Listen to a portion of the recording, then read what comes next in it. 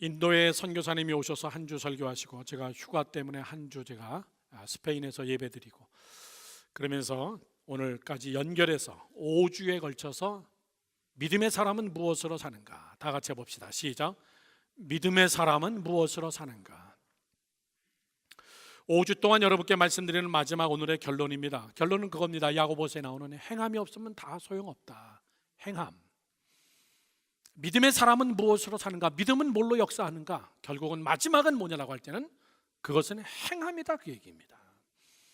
저는 여러분께 첫째 주에 그렇게 말씀드렸습니다. 믿음은 뭘로 역사하느냐? 첫 번째는 영성이라고 그랬습니다. 두 번째는 믿음은 용기가 있어야 된다 그랬습니다.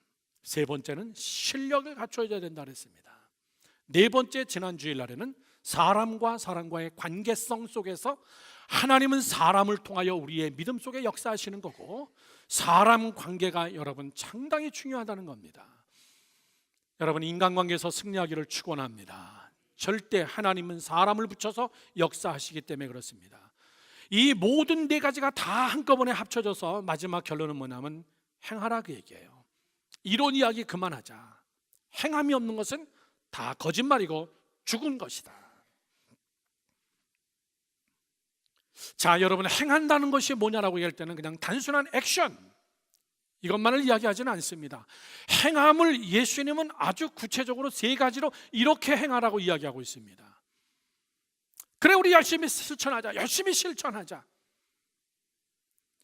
그 정도만의 이야기를 얘기하지 않고 예수님은 마태복음 22장 37절에서 이렇게 말씀하고 계십니다. 예수께서 이르시되 내 마음을 다하고 목숨을 다하고 뜻을 다하여 주 너의 하나님을 사랑하라. 하나님을 사랑하는 행함이 뭐냐라고 할 때는 행함의 3대 요소는 이거예요.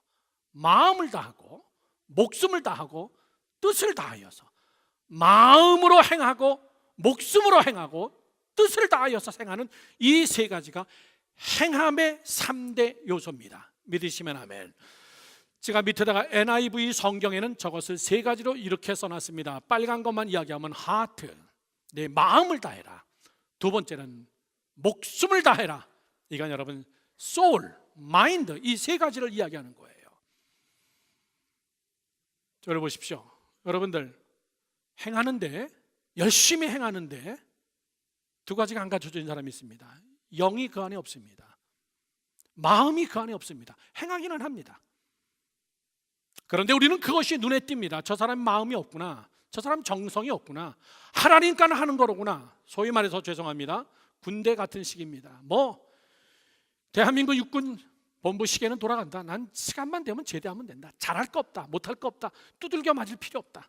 그냥 대충 하고 욕 안 얻어먹을 정도만 하고 매맞지 않을 정도만 하면은 나는 제대하면 된다. 그것도 행하는 거는 행하는 거예요. 오늘 예수님은 우리에게 너희가 행하는데, 너희의 믿음, 너희가 믿는 것, 너희가 소원하는 것, 너희의 기도의 제목, 너희들이 행하기는 행하지만 그 행함은 세 가지를 갖춰야 된다. 그것은 마음과 뜻과 정성, 이 세 가지가 한꺼번에 같이 함께 행해야 거기서 믿음의 역사가 나타난다는 거예요. 믿으시면 아멘 하시기 바랍니다. 여러분, 말라기서의 주제가 뭡니까? 말라기, 구약 성경의 맨 마지막 말라기. 하나님이 지쳐버렸다는 거예요. 하나님이 더 이상 지쳤다는 겁니다. 너희들이 행하기는 행하는데 다 형식뿐이다. 너희들이 행하기는 행하는데 다 거짓이다. 너희들이 참 제사를 드리는데 내가 보기에는 다 거짓말이다.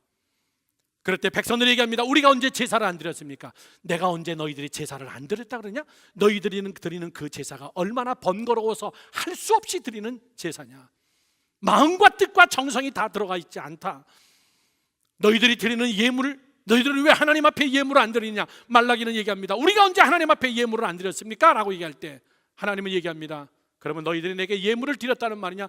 너희들이 드린 예물이 예물이냐? 눈먼 거, 저는 거, 병든 거, 어차피 잡아먹을 죽일 것들, 그런 것들만 너희들이 드린 거 아니냐? 여러분, 행함이라는 것은 그렇게 단순한 액션만을 이야기하는 게 아니에요. 그 액션 속에 무엇이 들어가 있느냐, 그 얘기입니다. 하나님은 영이시니 예배하는 자가 신령과 진정으로 예배할지니라. 죄송합니다. 여러분, 이 자리에 앉아있다고 다 예배드리는 것은 아닙니다. 저는 모르겠어요. 여러분은 알고 하나님은 아십니다. 이 예배의 행위 자체도 이 안에 내 마음이 들어가 있고, 내 뜻이 들어가 있고, 내 정성이 들어가 있고, 나의 세 가지 영과 육과 혼이 다 들어가서 제대로 행하느냐 그 얘기죠. 그걸 하나님은 하신다는 겁니다. 그래서 말라기의 맨 마지막에 하나님께서는 이제 그만하자, 나는 너희들에게 더 이상 침묵하노라. 그렇게 하고 400년의 침묵 기간이 흐르고 신약 시대가 열리기 시작합니다. 사랑하는 성도 여러분들, 저는 여러분들이 정말 행하는 거에 뛰어나는 자가 되기를 주님의 이름으로 축원합니다. 행함으로 얻는 복, 믿음으로 구원에 이르고 행함으로 복에 이르는 겁니다. 믿음과 행함이 같이 함께 있을 때에 야고보서 기자의 이야기처럼 그때의 역사가 나타나고, 그것이 온전한 믿음, 너희들이 행함으로 믿음이 온전케 되어지느라. 너희들이 믿는 믿음은 불완전하다는 거예요. 행하지 않는 한 그것은 불완하다는 겁니다. 온전하지 않다는 것이에요. 온전하지 않을 때는 우리가 믿는 믿음은 우리에게 힘이 되지 않습니다. 우리에게 능력이 되지 않습니다. 우리에게 역사가 되어지지 않습니다. 오늘 여러분들 이 하나님의 말씀 속으로 들어오셔서 저는 여러분께 세 가지로 말씀을 드립니다. 이렇게 행하자 그 얘기예요. 이렇게 행하자. 내가 믿는 것을 이렇게 행하자. 세 가지. 첫 번째입니다. 첫 번째는 행함이라는 것은 굉장한 수고입니다. 마음으로 수고하라 그 얘기예요. 다 같이 시작. 마음으로 수고하라. 마음으로 행하는 게 먼저입니다. 수고, 한문으로 심고라고 얘기합니다. 마음이 얼마나 힘드세요? 이렇게 얘기합니다. 성도 여러분들, 우리가 행해야 될 것 중에 제일 중요한 것은 먼저 마음으로 행하는 것, 심고, 마음으로 애쓰는 겁니다. 마음으로 생각하면서. 마음은 여러분 왜 중요합니까? 예? 마음은 밭입니다. 밭. 저 사람 마음 좀 곱게 쓰지. 아이고, 저 사람 마음이 삐뚤어졌네. 저 사람 마음이 삐뚤어져서 마음이 제대로 되지 않았어. 마음이 올바르지 않을 때는, 마음이라는 것은 밭인데 그 밭에 떨어지는 씨앗은 믿음입니다. 오늘 야고보서 기자는 그 이야기를 하고 싶은 거예요. 미국이란 땅은 제가 얼마나 많이 얘기합니까? 얼마나 기름집니까? 땅이 좋아서 뭘 심어도 그냥 막 나는 겁니다. 뭘 심어도 막 나요. 저희 집 밑에 층에 살던 분이 저 아틀란타로 이사 가셨어요. 이사 가면서 레노드가 다른 사람을 들여오질 않아가지고 1층에서 관리하는 가든이 이게 아주 그냥 엉망이 돼버렸습니다. 막 저희 집이 정글이 돼버렸어요. 우리가 담당이 아니기 때문에. 아쉬운 건 저니까 제가 가서 깎는 수밖에 없어요. 그런데 깎아야 소용없어요. 그 다음날 또 이만큼 나와 있어요. 얼마나 땅이 좋은지. 남북이 통일되면 우리가 거는 기대가 DMZ 4km의 땅입니다. 북쪽에서 38선까지 2km, 38권에서 남쪽까지 2km, 이 4km, 약 굉장히 긴 50년 넘게 이 세월 속에서 사람이 밟아보지 않은 그 땅, 엄청나게 기름진 그 땅. 저는 전방에 있으면서 잘 DMZ에서 근무하면서 정말 풀이 원수예요. 풀이 원수. 자르면, 아침에 자르면 저녁에 다시 이쪽은 나고 있어요. 거짓말 같죠? 얼마나 땅이 기름진지 모릅니다. 그러니까 군인들이 아닌 민간인들이 길을 쓰고 거기를 들어와 가지고 나무를 캐러 오는 거예요. 고사리를 캐러 오고 더덕을 캐러 오고 어마어마하거든요. 그러다가 뻥 하는 소리 나면은 지뢰 밟은 거예요. 그래도 그들은 목숨 걸고 정말 기름진 땅입니다. 여러분, 땅이 기름지지 않으면 여러분이 아무리 믿음의 수고를 하고 아무리 여러분들이 기도를 해도 오늘 야고보서 기자는 그건 다 소용없다는 거예요. 마음, 심령의 땅. 우리가 어른들도 그런 얘기합니다. 예수 믿지 않는 우리 어른들도 그런 얘기합니다. 이놈아, 마음을 좀 곱게 써라. 마음을 곱게 써야 복받지. 세상도 우리에게 그렇게 얘기합니다. 우리가 정말 수고하고 우리가 행해야 될 것 중에 첫 번째는 여러분 마음이에요. 마음의 문제. 마음으로 행하는 자. 죄송합니다 여러분, 목회자도 보면요, 마음으로 하는 자들이 있어요. 저 사람 정말 교회 사랑하는구나. 마음이. 저 사람 정말 교회 사랑하는구나. 주의 종을 사랑하는구나. 마음이 드러나요. 마음을 보면 압니다. 하나님도 우리의 마음으로 행하는 거. 죄송합니다. 이 자리에 앉아 계시면 우리 조장로님 지난 한 주간 동안 굉장히 아프셨어요. 제가 시카고에 출장 가고 NGO 회의 갔다 조장로님이 굉장히 아픈 그것을 보면서 장로님 빨리 응급실로 들어가세요. 대상포진이 앞들어오고 소변에 피가 묻어나면서 신장 결석 아닌가, 그 통증을 참으면서 장로님 금요 집회 나오지 마세요. 아예 제가 못 나오게 해버렸어요. 그랬더니 장로님이 카톡으로 목사님 주일날 녹음해야 되는데 장로님 그거 걱정하지 마세요. 오늘 아침에 8시 반에 조 장로님은 또 딱 나타나신 거예요. 우리 장로님들 기도해. 여러분 마음의 문제예요. 제가 조 장로님 월급을 줍니까? 장로님들이 여러분 한두 명입니까? 뭔데요? 열심히 특출난 겁니까? 마음입니다. 마음. 정말 마음으로 제단을 살아가는구나. 정말 마음으로 예배를 살아가고 마음이에요. 마음. 하나님이 보시는 건 마음입니다. 우리가 행해야 될 것 중에 제일 중요한 것은 여러분 마음입니다. 마음 보면 압니다. 잠언 3장 5절 말씀, 여러분 마음에 대한 이야기를 다 하자면 설교 끝날 때까지도 부족해요. 너는 마음을 다하여 여호와를 신뢰하고 내 명령을 의지하지 말라. 4장 23절에 이렇게 써 있습니다. 무릇 지킬 만한 것 중에 내 마음을 지키라. 생명이 거기서 시작한다. 마음이 무너지면 너 죽은 거다, 그 얘기예요. 마음이 죽으면 너 죽은 거다. 13장 4절은 이야기합니다. 게으른 자는 마음으로 원하여도 얻지 못하나 부지런한 자는 마음의 풍족함을 얻느니라. 17장 22절 마지막 한 절만 더 볼까요? 이렇게 써 있습니다. 마음의 즐거움은 양약이라도 심령의 근심은 뼈를 마르게 하느니라. 여러분 그렇죠? 먹고 살 게 아무리 풍족하고요, 좋은 집에서 살고 좋은 차를 굴려도요, 마음이 편안하지 않으면 다 소용없어요. 마음이 편안하지 않으면 다 소용없어요. 자식 새끼들이 속색이고 여러분 여러 가지 문제들로 마음이 편안하지 않으면 다 소용없어요. 다 쓸데없는 겁니다.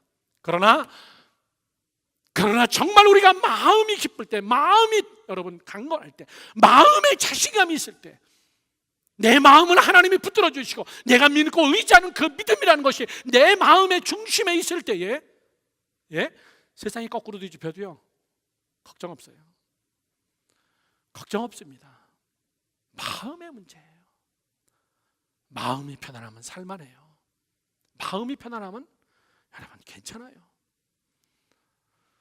우리가 행함이 뭐냐라고 얘기할 때는 행함이라는 것은 우리의 눈에 보이지 않는 먼저 마음으로 행하는 겁니다. 사랑하는 성도 여러분들, 마음으로 부담을 가지고 정말 부담이 있는 거예요. 하나님은 아브라함을 보면서 아브라함 이야기가 계속 나옵니다. 하나님 보시기에 굉장히 부담 같습니다. 마음을 쓰는 게 굉장히 부담 가는 거예요. 마음을 쓰는 게, 아들을 바치라고 했더니 그걸 또 벌렁 또 짊어지고선 모리아산에 그 아들을 바치러 가는 그 행함을 보니까는 하나님이 부담이 가는 겁니다. 여러분 사람은요 부담 가는 사람이 있습니다. 그런데 목회자가 볼 때도 부담이 없는 사람이 있습니다. 죄송해요. 손가락 깨물어서 안 아픈 손가락 없다. 안 아픈 손가락 있어요. 손가락은 그런데 안 아픈 사람이 있습니다. 여러분 정말 목회자가 생각할 때도 부담이 가요. 정말 교회를 사랑하는구나. 정말 주의 종을 사랑하는구나. 정말 교회를 사랑하고 성도들을 사랑하는구나. 아주 부담이 갑니다. 여러분 예배도 아주 부담스럽게 드리는 자들이 있어요. 일주일 동안 준비하고 지극정성으로 하나님 앞에 나와서 정말 예물을 준비하고 시간을 준비하고 하나님 앞에 나와서 지극정성으로 부담을 가지고 하나님 앞에 나오는 그런 자들이 있는가 하면 부담 없이 예배 드리는 사람이 있습니다. 시간이 되면 드리는 거고요, 못하면 못 드리는 거고. 여러분 명심하십시오. 하나님도 여러분에게 부담 안 갖는다는 사실을 아셔야 돼요. 뭐 어떻게 되든 기도를 하든 안 하든 하나님도 부담 없어요. 내가 왜 하나님 앞에 부담 가지고 나가야 되냐면 하나님은 부담스러운 자를 부담스럽게 감당하시기 때문에 그게 마음에서 나오는 이야기예요. 사역도 참 여러분 마음을 다해서 부담스럽게 하는 자가 있습니다. 목숨 걸고 그 사역을 하는 사람들이 있어요. 예배, 봉사, 사역, 내 모든 것들 마음을 다해서. 여러분 왜 마음이 수고하지 않는지 아십니까? 왜 마음이 무너지는 줄 아십니까? 저 사람 때문에. 천만의 이야기예요. 자, 제가 한번 설교 시간에 그런 얘기 했습니다. 사람은요 늙어간다는 징조의 첫 번째, 근육이 줄어들기 시작합니다. 근육이 줄어들기 시작해요. 그게 제일 큰 거예요. 사람들은 자꾸 여기는 주름살, 뭐 흰머리 이런 거에 신경 쓰는데 이거 중요하지 않아요. 그러면서 저도 염색했어요. 중요한 것은 여러분 근육이에요. 근육 중에 어디 근육이요? 허벅지 근육입니다. 이 허벅지 근육은 줄고 배 근육은 자꾸 늘어나는데 거꾸로.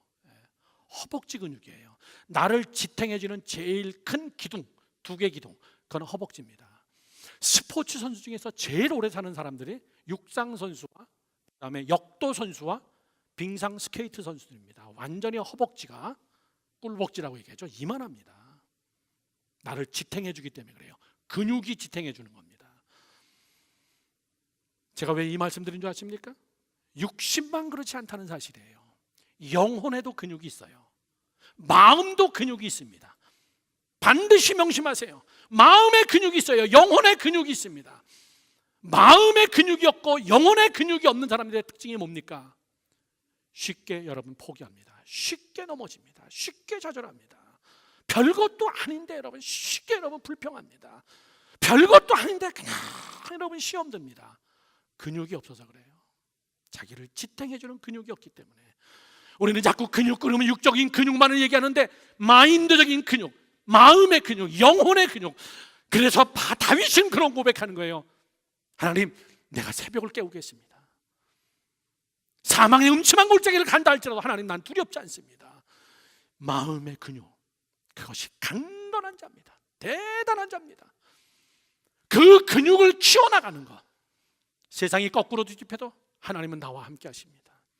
여러분, 왜 마음이 무너집니까? 라고 얘기할 때 제가 지금 여러분에게 근육이 없어서 그렇다고 얘기하는데, 마음이 무너지고 마음이 시험 들고 마음이 병들고 마음이 연약한 이유, 그 이유는 마음은 뭘로 움직이냐라고 할 때는 느낌입니다. 느낌. 다 같이 시작. 느낌이에요. 느낌. 느낌이 없어요. 하나님의 말씀이 선포되어져도 느낌이 없습니다. 하나님의 말씀을 읽는다? 느낌이 없습니다. 하나님의 말씀을 내가 사모하고 그 말씀을 먹는다? 앉아는 있는데 느낌이 없습니다. 여러분, 마음은 뭘로 움직이냐면 느낌으로 움직이는 거예요. 느낌. 제대로 느끼느냐 그 얘기입니다. 느낌이 없기 때문에, 마음의 느낌이 없기 때문에, 마음의 느낌이 나를 자극시키지 않기 때문에 크게 충격받지 않습니다. 도전받지 않습니다. 여러분, 말세의 징조를 예수님은 뭐라 그랬습니까? 마음에 느낌이 없다라고 예수님의 이야기입니다.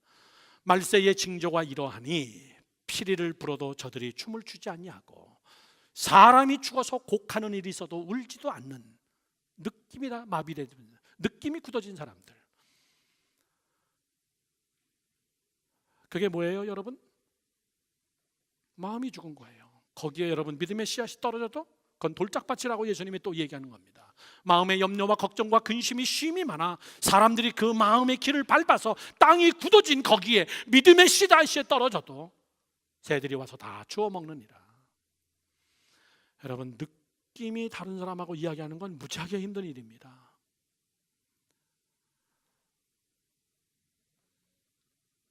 예수님의 이야기입니다. 마음이 굳어져 버리고 느낌이 없기 때문에 내 마음이 서서히 죽어가는 것이에요. 하나님의 말씀을 들어도 그게 나에게 여러분 생명수와 양식이 되어지지 않습니다. 자, 그러면 또 한 번의 질문입니다. 왜 느낌이 없을까? 그 얘기입니다. 왜 느낌이 없을까? 똑같은 걸 들었을 때, 똑같은 설교를 듣고 똑같이 기도하는데 왜 느낌이 없을까? 나는 왜 은혜 받지 못하나?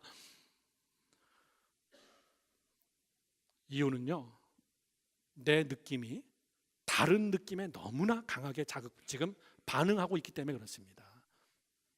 내 느낌이 다른 느낌에 너무나 강하게 여러분 훈련되어 있기 때문에.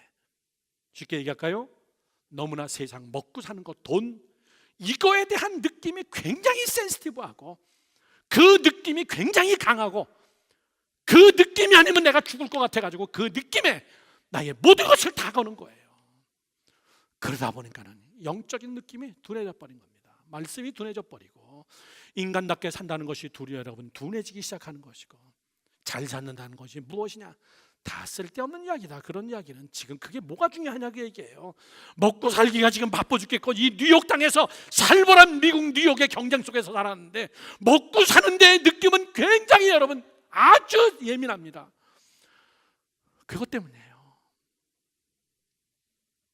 내 영적 느낌의 감각, 성령의 세미한 음성, 하나님 앞에 무릎 꿇고 주님 앞에 나가는 거, 예수 그리스도의 이름의 능력에 그런 것들이 여러분 굳어져 버리기 시작한 겁니다. 내 마음속에서 여러분 둔화되어지기 시작한 거예요. 안 쓰기 시작하니까 서서히 여러분 없어져 버리기 시작하는 겁니다. 강건해지기 시작하는 것은 오직 육적인 느낌만 강해지기 시작하는 거예요. 여러분, 기도 안 하다가 하려면 되던가요? 안 됩니다. 기도 안 하다가 하려면요 안 돼요. 지지난 주일날 우리 성화자매가 수련회가 있어가지고 금요 찬양 못한다고 목사님이 대신해 주세요. 나와서 하는데요 안 되더라고요. 나 힘들었어. 어디 가지 마. 뭐 한 1, 2년 안 하다가 하려니까요 찬양사역 눈만 감으면 잘 됐어요. 근데 안 돼요. 설교 여러분 한 2주나 3주 정도 안 해보십시오. 어디 휴가 가거나 어디 선교지에 가서 그러면 올라오면요 이상해집니다. 막 버벅대기 시작하고. 안 해서 그래요. 첫째, 목소리가 안 트입니다. 매일 새벽 기도 시간에 찬송하고 기도하던 목소리가 확 다 잠겨버립니다. 목에서부터 제일 먼저 나타납니다.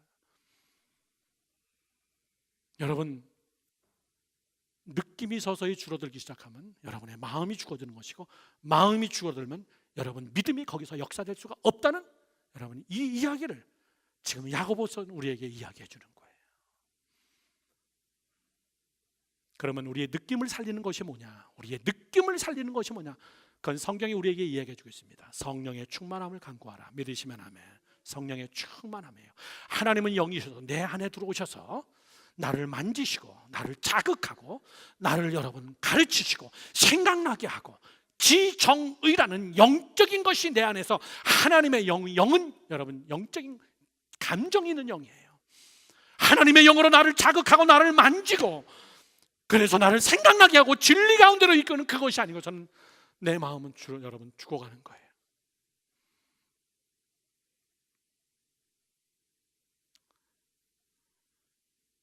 제가 굉장히 존경하는 교수님이 계신데, 제가 대학교 시절엔 그분이 연세대학교 교수였습니다. 지금은 그분이 100세가 되셨습니다. 100세가 되신 연세대학교의 김영석 교수님이십니다. 100세가 됐는데 지금 기독교 방송에 나와서 토크쇼를 인도하시고 100세가 되셨는데 책을 쓰시고, 와 대단하십니다. 제가 지난번 한국에 나갔다가 비행기를 기다리면서 서점에서 우연히 그분의 책을 발견했습니다. 100세를 살아보니. 제목이 그거예요. 김영석. 무조건 그냥 샀어요. 그리고 비행기에서 읽어보고 자주 요즘도 제 방에서 읽어봅니다. 지난주에 읽었던 내용 중에 김영석 교수님이 한 말이 굉장히 여러분 정말 충격적인 이야기예요. 100세의 이런 감성과 이런 영성과 이런 지식이 어떻게 나올까? 대단하신 분이세요. 지금도 김영석 교수님은 새벽 5시에 일어나서 혼자 기도하시고, 연세대학교 신학대학 교수님이시고 연대 신학과 그리고 철학과 교수님이시잖아요. 지금도 100세가 되지만 아침마다 운동을 하고 책을 쓰고 글을 읽고 성경을 보고 자기의 영성과 자기의 마인드가 굳어지지 않기 위해서 이렇게 얘기하더라고요. 저는 100세라서 우리 권사님들 아직 애입니다. 그렇게 하시기 바랍니다. 목사님 못해요 이런 얘기하지 마세요. 100세의 책을 쓰신 그분이 저에게 충격적인 글 속에 이런 글이 있습니다. 사람은 얼마만큼 가져야 행복할까? 이 질문입니다. 사람은 얼마만큼 가져야 행복할까? 권사님 얼마 가지면 행복하겠습니까? 100만 불? 권사님 200만 불? 300만 불? 사람은 얼마를 가져야 행복할까? 자기가 강의했던 내용을 책에 이렇게 썼습니다. 사람들은 그거를 다 돈으로 환산하더라 그 얘기예요. 집값에 자동차값에 마지막 노후 보장까지 다 해가지고 이렇게 해서 이야기를 하는데, 김영석 교수님은 그렇게 이야기하지 않고 사람은 자기가 인격만큼만 가지고 있으면 된다 그 얘기예요. 자기의 인격만큼만 가지고 있으면 된다. 어려운 이야기죠. 그걸 쭉 풀어서 설명을 하시더라고요. 인격이 70인 사람이 100을 가지고 있으면은 그 갭 30이 70을 꼭 무너뜨리더라 그 얘기예요. 이해하십니까? 인격이 70밖에 안 되는데 100을 가지고 있으니까는 그 30의 갭이 70을 반드시 무너뜨리더라 그 얘기예요. 그러면서 그 다음 이야기를 쭉 쓰는데 제가 다 이야기를 못합니다. 자기 주변에서 일어난 사건들을 이야기해요. 어떤 사람은 제가 알기는 그 김영석 교수님이 40밖에 안 된다는 거예요. 인격이 40밖에 안 되는데 아버님이 돌아가시면서 재산이 200억을 남겼다는 거예요. 200을 남겼다는 거예요. 40밖에 안 되는 사람이 200이 딱 눈앞에 떨어지니까는 자식들이 싸우기 시작하는데, 아버지가 40만큼 남겨줬으면 싸움 안 났을 텐데 160의 갭을 남겨주니까는 자식 셋이서 싸우는데 마지막엔 칼부림 싸움이 나가지고 하나 죽고 둘이 교도소 갔다는 이야기를 그 책에다 쓰시더라고요. 여러분, 우리 주변에 한두 건입니까 그런 이야기가? 식구들끼리 얼굴 안 보고 사는 사람이 여러분 한두 명이에요? 왜 그렇습니까? 인격 플러스 그 갭이 너무나 크기 때문에 그 갭이 다 무너뜨린 거예요. 하나님 우리에게 얼만큼 주시는지 아십니까? 여러분, 여러분의 믿음만큼 주십니다. 믿음 이상을 주면 여러분 넘어져요. 믿음 이상만큼 주면 여러분 그것 때문에 여러분 넘어집니다. 고난 통과하기는 쉽습니다. 형통 통과하기는 어렵습니다. 다윗 참 고난에 하나님을 사모했던 자입니다. 솔로몬 참 고난의 시절에 하나님을 사랑했던 자입니다. 기드온 참 고난의 시절에 하나님을 사랑했던 자예요. 형통이라는 갭이 커지니까 이것이 그의 역사를 다 눌러버린 거예요. 사랑하는 성도 여러분들, 얼마만큼 갖고 싶은데요?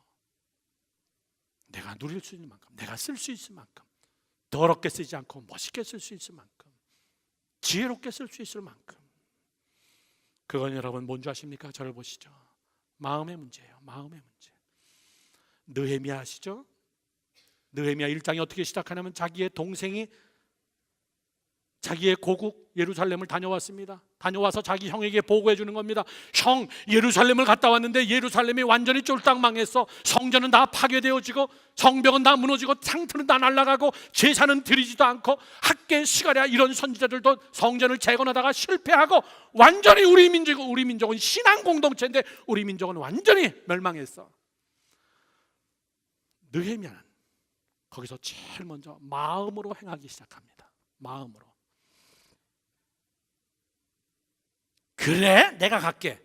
이렇게 하지 않았어요. 먼저 마음으로 하나님 앞에 금식하기 시작합니다. 무릎 꿇고 하나님 앞에 금식하면서, 하나님이 이와 같은 큰 어려움은 우리가 하나님 앞에 범죄하였기 때문입니다. 우리가 기도하지 않아서 그런 겁니다. 우리가 하나님 앞에 무릎 꿇지 않아서 그런 겁니다. 우리의 조상들이 정말 어리석게 하나님을 버렸습니다.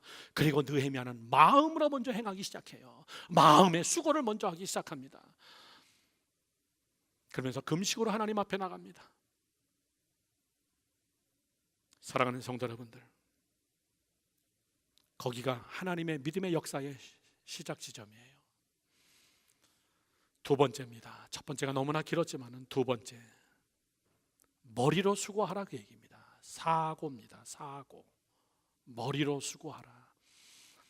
우리 여기 네팔 선교사님 계시지만 제가 네팔에서 한번 이거를 리더십으로 강의로 제가 리더십 시간에 제가 한번 강의했던 겁니다. 올 1월 초에 한국의 NGO 600명 직원들 제가 교육시키러 갔을 때 이거를 제가 얘기했어요. 제발 생각 좀 하고 사역해라. 믿음으로 열심히 해놓고 그냥 실패하고 좌절하고 낙담하고, 예, 중요합니다. 그러나 사고, 머리로 수고해라. 머리가 수고해야 돼요. 죄송해요 여러분, 믿는 것이 전부가 꼭 아닙니다. 우리 자녀들 여러분 잘 키워야 돼요. 제발. 사고, 아무 생각 없이 행하면 되는 것이 아니라 믿음으로 아무 생각 없이 아무 계획 없이 하나님 앞에 다 맡기고, 이 사고의 문제는 뭐냐면 저를 보시죠. 행하는데 어떻게 행해야 되냐 그 얘기입니다. 어떻게 행해야 되냐, 그게 사고 문제예요. 어떻게 행해야 될 것인가, 어떻게 하나님의 뜻을 따를 것인가, 어떻게 내 안에 있는 하나님의 섭리를 드러나게 할 것인가, 어떻게 이 사역의 열매를 맺게 할 것인가. 사고 문제, 머리의 문제. 저를 보세요. 느헤미야는요, 마음으로 울분하며 하나님 앞에 금식으로 기도하면서 느헤미야는 엄청나게 연구하기 시작했습니다. 성경에 써 있지 않지만 엄청난 여러분 스케줄을 짜놓고 노트 제목을 써놓고 저 예루살렘 성을 어떻게 재건할 것인가 굉장히 사고 머리로 수고했습니다.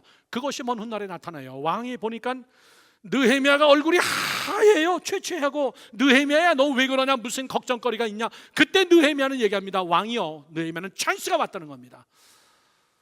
나는 왕에게 충성을 다했습니다. 나를 신뢰한다면 나를 내 조국 예루살렘에 보내주세요. 왕은 그래 갔다 와. 뭐가 그게 이렇게 큰 문제라고 밥까지 안 먹고 그래. 느헤미야는 그게 전부가 아니었습니다. 느헤미야는 거기서 이제 입이 열려서 이야기를 시작합니다. 왕이여 내가 예루살렘으로 가는데 사고의 수고가 나오기 시작해요.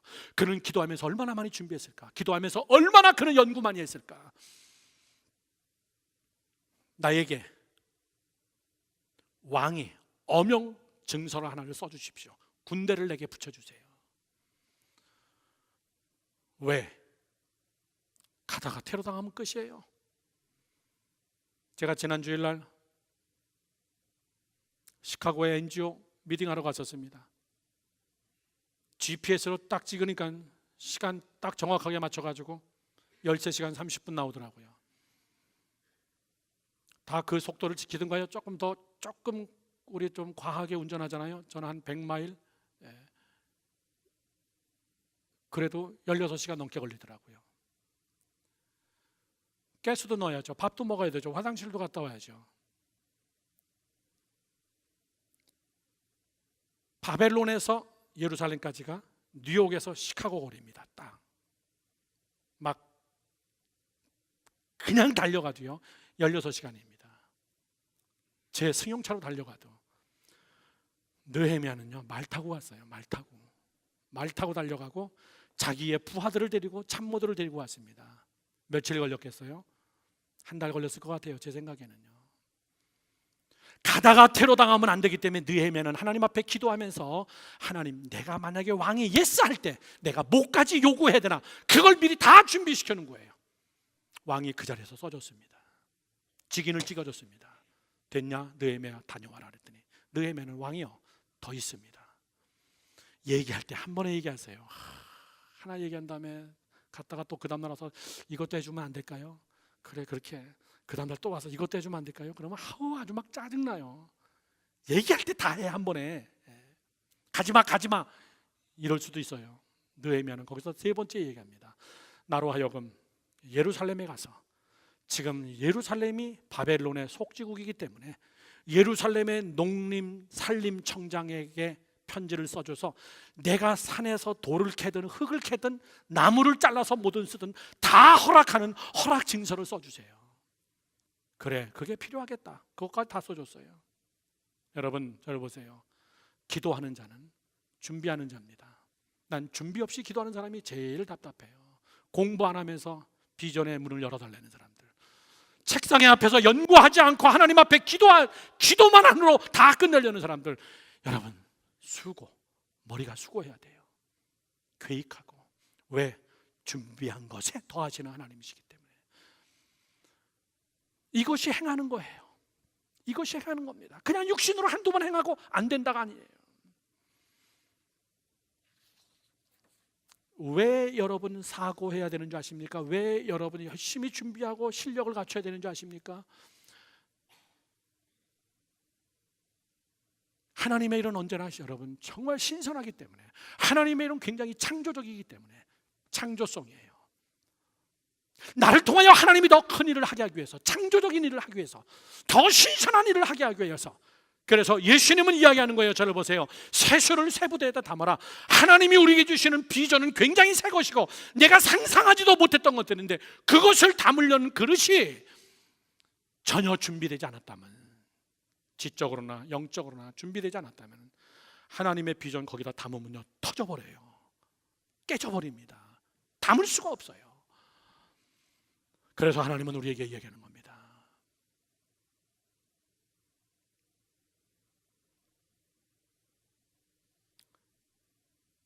제가 이태리에 친구가 있기 때문에 부흥회를 자주 가기 때문에 이태리를 수도 없이 많이 가보면서 제 친구는 저에게 늘 이런 얘기합니다.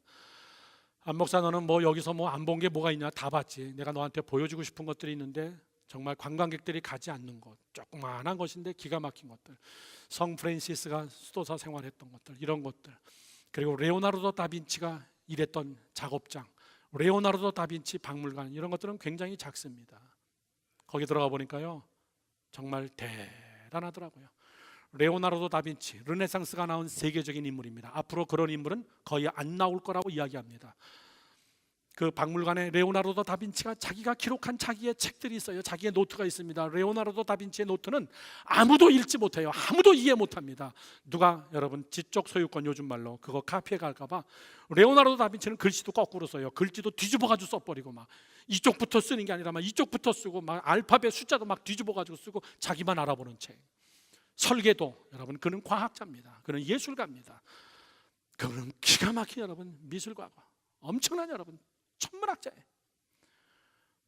그의 노트 1페이지, 그의 박물관의 제일 앞에 써 있는 것이 이 말입니다. 쇠붙이에 머물러 있지 말고 면도날이 되라. 이게 레오나르도 다빈치의 여러분 자기의 신념이에요. 쇠붙이에 머물지 말고 면도날같이 너 자신을 갈아라 얘기해요. 여러분 쇠붙이 하나 있다고 자랑해봐야 그거 뭐 하겠습니까? 어디다 쓰겠어요?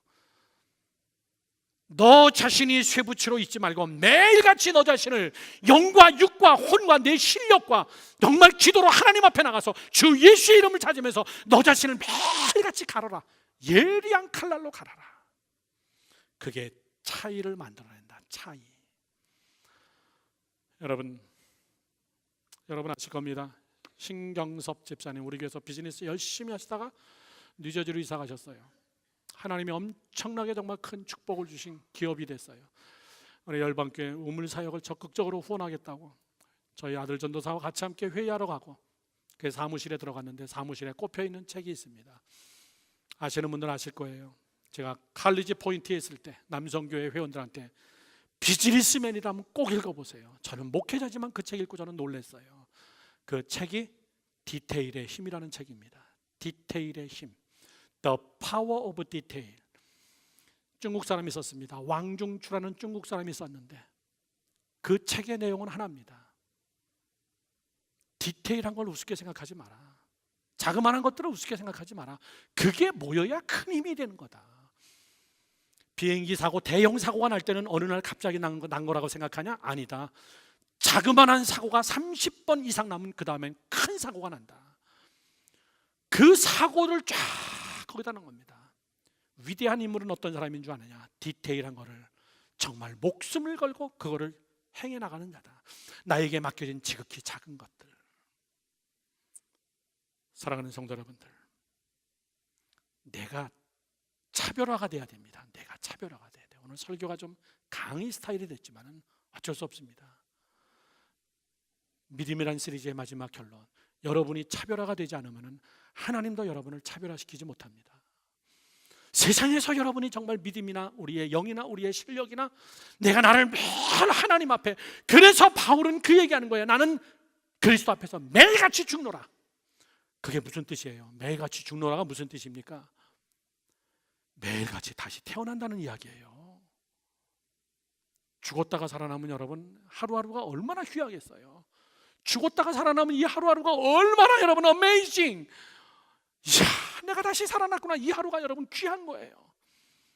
나를 차별화시키고 정말 내가 열심히 노력하고 하나님 앞에 기도하면서 신고를 치러내며 사고를 치러내며 그런 밭을 만들 때 그 위에 하나님이 믿음으로 역사한다는 것을 저는 우리 열방교회 교인들이 꼭 믿으시길 축원합니다. 마지막 세 번째입니다.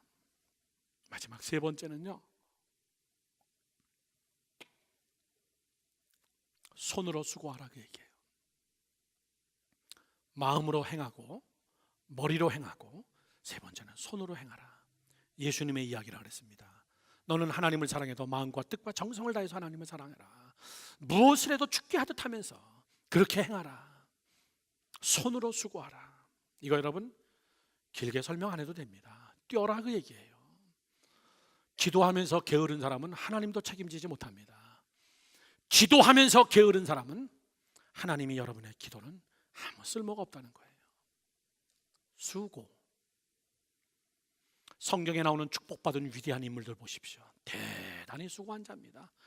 야곱이 어느 날 부자가 됐던가요? 삼촌 집에 가서 정말 세상 말로 정말 더러운 꼴 다 당하면서 야곱은 굉장히 수고했습니다. 말도 안 되는 재산 분할 속에서 어떻게 얼룩진 게 나올 확률이 적은데도 얼룩진 거는 네가 가지라고. 이거 말도 안 되는 사기꾼이죠, 조카한테. 그래도 야곱은 하나님 앞에 기도한 것이 있고, 내가 반드시 다시 돌아와서 베델에서 단을 쌓겠습니다. 그는 동물들이 밥 먹는 시간, 교미하는 시간에 단풍나무 가지고 흔들면서 진짜 수고한 사람입니다. 그래서 어마어마한 부자가 됐어요. 나는 우리 열방교회 성도 여러분들이 수고하지 않기 위해서 기도 응답을 바란다는 그것 때문에 기도해서는 안 돼요. 하나님, 이런저런 꼴 보지 않고 그냥 한 방에 어떻게 끝내주세요. 어느 목사님이 골프 치러 갔다가 돈 내기로 했는데 너무나 많이 져가지고 마지막에 그린에서 그런 기도했다 그러잖아요. 하나님, 여러 번 도와줄 거 없습니다. 이번 한 번만 도와주세요. 이번으로 끝내버리게. 그건 여러분 기도가 아니에요. 수고하지 않는 자에게 하나님 주지 않습니다. 내가 여러분들이 10시간 기도했으면요, 여러분 1000시간 만시간 뛰어야 돼요. 그게 믿음의 사람들이고, 요셉이 그랬고, 여러분 다니엘이 그랬고, 느헤미야가 그랬습니다. 느헤미야는 빠른 시간 안에 성전 건축 완성을 맞추기 위하여서 그는 밤잠을 안 잤다고 그랬어요. 느헤미야가 앉아가지고 여러분 기도했더니 성벽이 지어졌던가요? 그러지 않습니다. 우리의 제일 약점은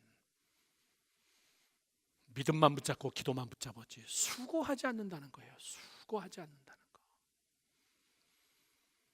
저는 지난 한 주간 이 두 사람을 소개하고 제 설교를 마치려고 합니다. 시카고에 두 NGO를 만나기 위해서 갔습니다. 갑자기 만난 거 아니라 안창민 전도사 영어권이기 때문에 제가 집중적으로 이 NGO를 찾아내라 그랬어요.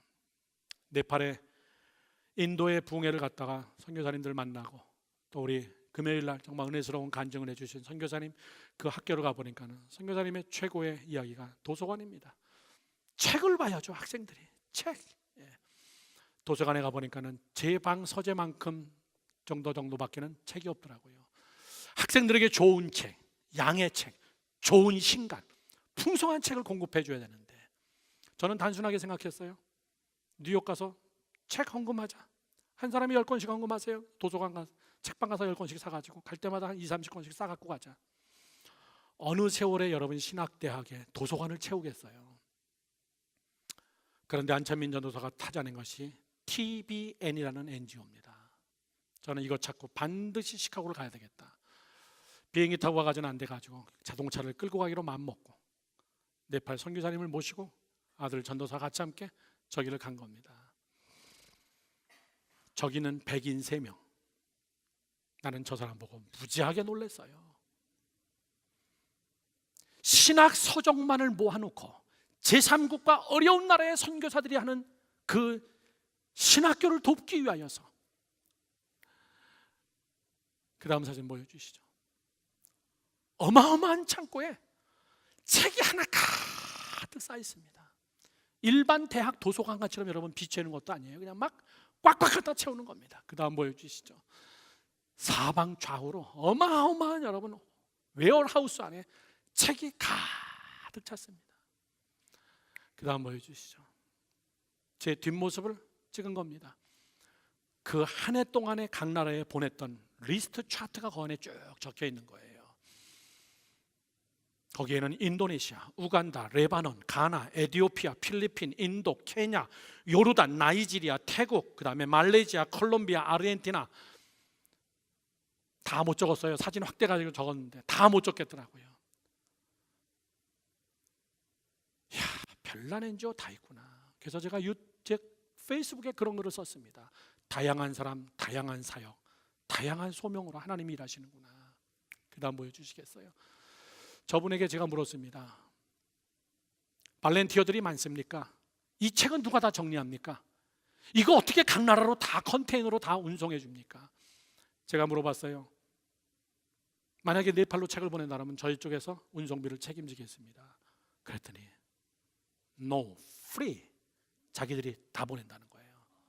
당신들은 그 네팔 가서 세관에서 빼내는 것만 당신들이 책임져라. 그 다음 사진 보여주시겠어요? 한쪽에는요 아직 박스를 뜯지도 않은 책들이 하나 가득이에요. 제가 물어봤죠. 이거 어떻게 솔팅합니까? 어떻게 정리합니까? 그랬더니 아까 그분이 저 혼자 다 합니다. 자기 혼자 그 박스를 다 찢어가지고요. 그 다음 사진 보여주세요. 그 다음 사진 보여주시죠. 테이블에 앉아가지고 그 책을 열고선 조직신학이냐 실천신학이냐 목회신학이냐 책을 다 분류하고 너무나 오래된 책은 가베지 해버리고. 그래서 제가 얘기했어요. 발렌티어가 많이 필요하죠. 그랬더니 잘 도와주지 않습니다. 저분이 앉아가지고 저걸 다 정리한대요. 여러분 보세요. 우리 같았으면 벌써 번아웃 했어요. 귀찮아서 힘들어서. 야, 저분 진짜 수고한다. 진짜 수고한다. 믿음도 좋지만 저런 수고가 없이는 이런 제3국계의 수십 개 나라에 컨테이너로 신학서적을 보내주고 좋은 양질의 목회자들을 세워서 그들이 그 나라를 책임지게 하는, 여러분 백그라운드에 있는 엄청난 인물이에요. 저는 돌아오면서 내내 저분들 생각하면서 대단한 사람이다. 뭐가 대단한데요? 저들의 수고가 대단해요. 지치지 않고 저 책을 골라내고 지치지 않고 신학대학 교수님들 리타이어하면 그 책을 가지고 오고 그 다음에 팔다가 못 판 책들 다 수고해다가 그 책을 정리를 하고 그리고 선교사님들하고 컨택을 하고 각 나라에서 그 필요한 책들을 다시 짐을 싸고. 여러분 우리가 믿음이 없어서 그런가요? 아닙니다. 믿음은 있는데 그 다음을 안 하는 거예요. 힘들어서. 그 다음이 힘들어요. 수고하기가 싫은 거예요. 그러면 우리는 야고보서의 말씀처럼 다 죽은 믿음이다. 역사되지 않는 믿음이다. 저는 저분 만나러 가면서 시카고에 계신 또 한 분의 NGO 회장을 만나러 갔습니다. 사실은 그분은 그 다음 사진 보여주시죠. 저분입니다. 저 왼쪽에 하늘색 옷을 입으신 할머니세요. 한국 분이십니다. 그 다음 사진 보여주시죠. 그날 남편이 암으로 병원에 입원해가지고 또 수술받는 날이에요. 마음이라는 NGO의 대표 회장이세요. 올해 나이 75세십니다. 제가 간다고 한 달 전부터 약속을 하고 날짜를 잡았는데 아플싸 남편이 암 수술하는 날이기 때문에 저는 도착하면서 운전하면서도 계속 안찬민 전도사가 시간 약속을 했습니다. 10시에 만납시다 했다가 다시 11시로 합시다 라고 했다가 12시로 합시다 라고 해서 저분이 마지막에는 남편이 입원해 있는 병원으로 오시면 안 되겠습니까? 저는 마음 오피스를 가고 싶습니다. 어떻게 사역하시나 보고 싶습니다. 근데 제 실수였습니다. 남편이 지금 병원에서 암 수술 받고 있는데 제 입맛대로 제가 어떻게 만나겠습니까? 그래서 12시에 만나죠. 그리고 남편이 입원해 있는 저분이 근무했던 저 병원 식당입니다. 식당에 가서 저분을 만났습니다. 저분도 저를 너무나 만나고 싶었다는 거예요. 사실 저분을 꼭 만나고 싶었던 이유는 얼마 전 우리가 아이티를 갈 때 마을 어린이들한테 구충제를 주고 싶었어요. 배 안에 있는 모든 기생충들을 제거할 수 있는 구충제를 약국에서 알아봤더니 한 알에 3불씩입니다. 3불 5불인데 그거 여러분 조그만 병에 500개가 들었으면 1,500불입니다. 한 마을 먹이려면 10병 정도는 넘게 있어야 됩니다. 한 번 구충제 먹이는데 15,000불이 들어가는 거예요. 야, 이거는 정말 예산 어떻게 이거 감당하냐 라고 했는데 저분이 100불에 양 구충제를 몇 병을 우리한테 보내준 거예요. 그런 NGO예요. 나는 이분을 꼭 만나고 싶었어요. 그리고 마음을 찾아보니까 저분이 하는 사역이 이루 말로 할 수가 없습니다. 우물 파는 사역부터 시작해가지고 75세면 집에서 애기 보실 분들인데 정말 저분의 마음속에는요 행함에 대한 열정이 불타고 있는 걸 느꼈어요. 목사님, 제가 이 NGO를 하면서 목사님같이 뉴욕에서 자동차로 저를 만나러 오겠다고 한 사람 목사님 처음 봤습니다. 나는 그래서 목사님을 꼭 만나고 싶었어요. 남편이 암 수술을 해도 나는 목사님을 꼭 만나고 싶었어요. 목사님 꼭 같이 일했으면 좋겠습니다. 이야, 저분이 보내주는 물자들을요 어디다 보관할 창고가 없어요. 우리 교회. 난 도착하자마자 우리 교회 창고할 때부터 찾아봤어요. 사랑하는 성도 여러분들, 저는 마지막 저분이 권사님 다음에 꼭 봬요 그랬더니 저 이사 가요. 어디로 이사 가세요? 그랬더니 텍사스로 이사 갑니다. 왜요? 그랬더니 다 정리하고 텍사스에 400에이커. 좀 놀래주세요.